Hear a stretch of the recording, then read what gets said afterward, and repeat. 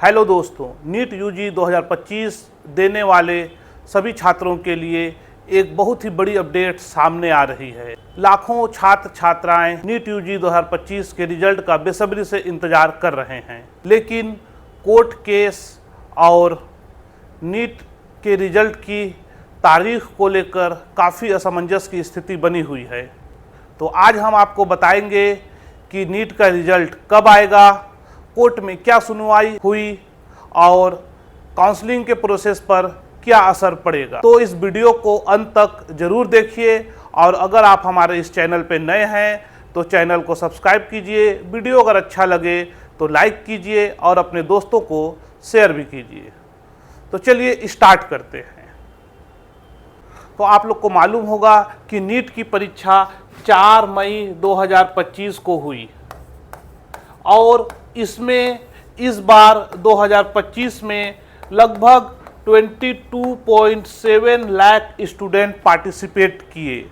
और आप लोग को मालूम ये भी होगा कि नीट की परीक्षा का जो पैटर्न होता है, इसमें फिजिक्स, केमिस्ट्री एंड बायोलॉजी से क्वेश्चंस आते हैं। फिजिक्स में आपका 45 क्वेश्चन होता है, केमिस्ट्री में आपका 45 क्वेश्चन होता है एंड बायोलॉजी में आपके 45 क्वेश्चंस होते हैं। और अगर आप सही करते हैं तो +4 मार्क्स और अगर आप गलत करते हैं तो -1 मार्क्स आपको मिलता है।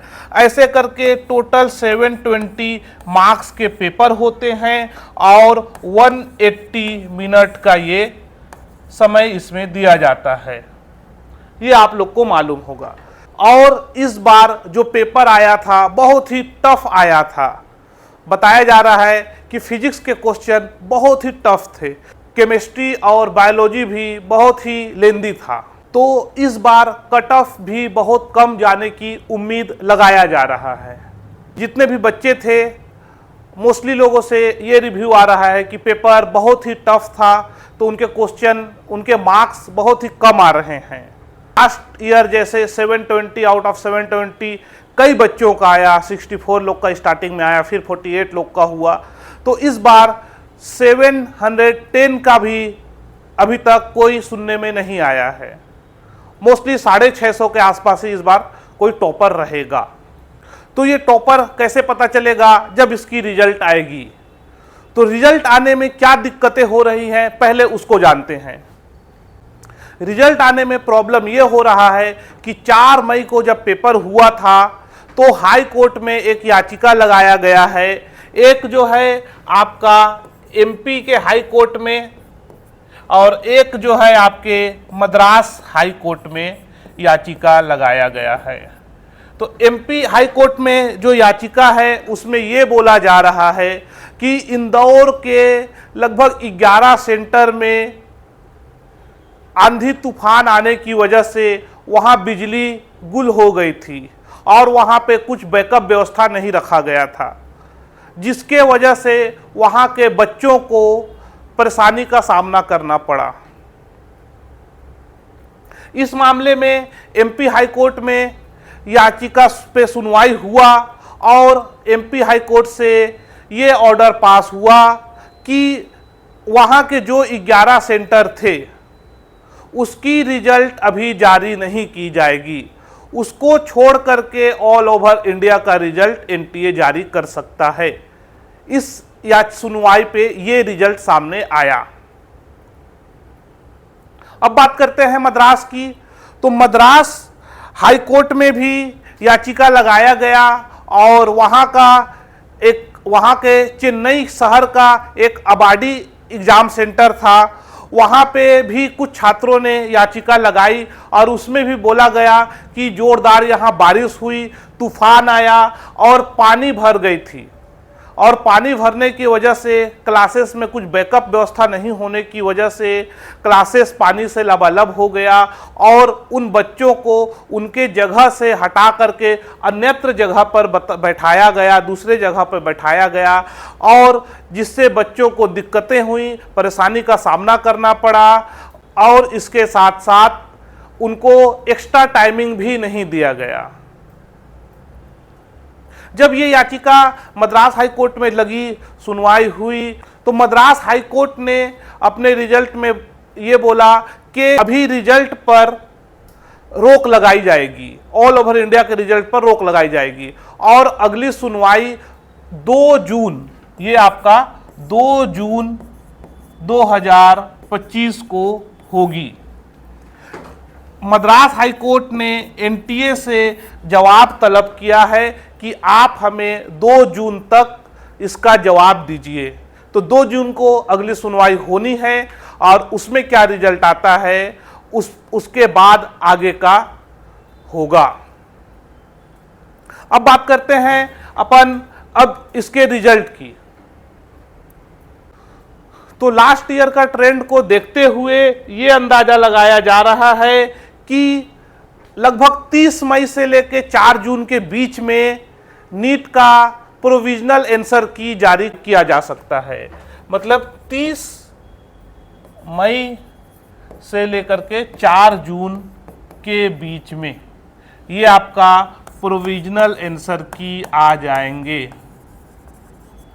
आंसर की ये उम्मीद है। जैसे ही प्रोविजनल आंसर की आएगा तो इसमें सभी बच्चे अपना आंसर चेक करेंगे और कुछ क्वेश्चन पे दावा आपत्ति भी लगाया जाएगा। उसके लिए मोस्टली 1 सप्ताह से 10 दिन का समय दिया जाएगा और फिर उस 1 सप्ताह के बाद मोस्टली उसके 4-5 दिन के अंदर आपका नीट का रिजल्ट आ जाएगा। तो ये लगभग 4 जून अगर होता है तो उसके 10 दिन के बाद, मतलब लगभग आपका 14 जून से लेकर के 18 जून के बीच में आपका नीट का रिजल्ट पब्लिश हो जाएंगे।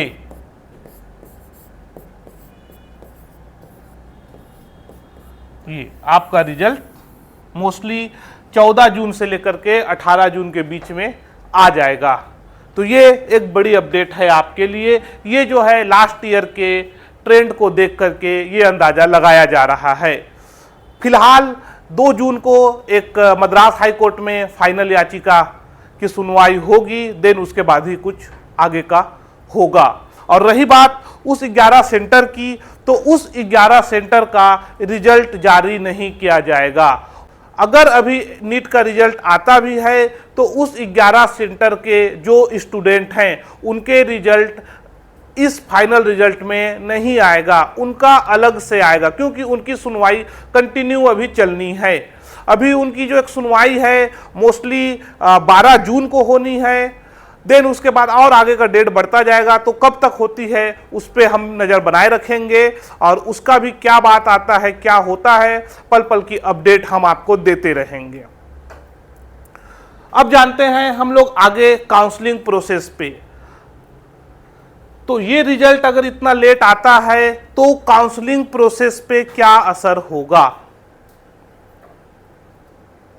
और वो जो 11 सेंटर के लगभग 750 जो बच्चे हैं उन पे क्या असर भी होगा।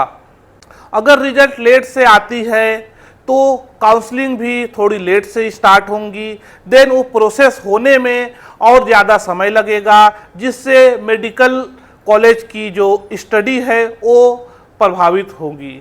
तो कहने का मतलब ये है कि रिजल्ट के लेट होने से आप लोग की कॉलेज की जो स्टडी होनी है उसमें भी इफेक्ट पड़ेंगे। तो ये सब चीज़ को देखते हुए हाई कोर्ट जल्द से जल्द फैसला दे सकता है और हाई कोर्ट भी चाहेगा कि बच्चों की पढ़ाई में कोई डिस्टर्बेंस ना हो, दिक्कतें ना हो, परेशानियां ना हो। फिलहाल जो भी है हाई कोर्ट के हाथ में है, हम कुछ नहीं कर सकते हैं। आगे अपन जानेंगे कि क्या इसका अपडेट आता है। जो भी कुछ भी अपडेट आएंगे तो हम आपके सामने लेकर के आएंगे। तब तक के लिए आप हमारे इस चैनल से जुड़े रहिए। अगर आपको ये वीडियो इन्फॉर्मेटिव लगे, अच्छा लगा, तो आप वीडियो को लाइक कीजिए, चैनल को सब्सक्राइब कीजिए और शेयर करके अपने दोस्तों को भी भेजिए, और कमेंट करके आप हमें अपना करंट का क्या स्कोर है उसको बताइए। मैं आपको आगे इसके कटअप से रिलेटेड भी कुछ वीडियोज शेयर करूंगा। तब तक के लिए आपका वीडियो देखने के लिए धन्यवाद। खुश रहिए, मस्त रहिए, तंदुरुस्त रहिए और स्वस्थ रहिए। जय हिंद।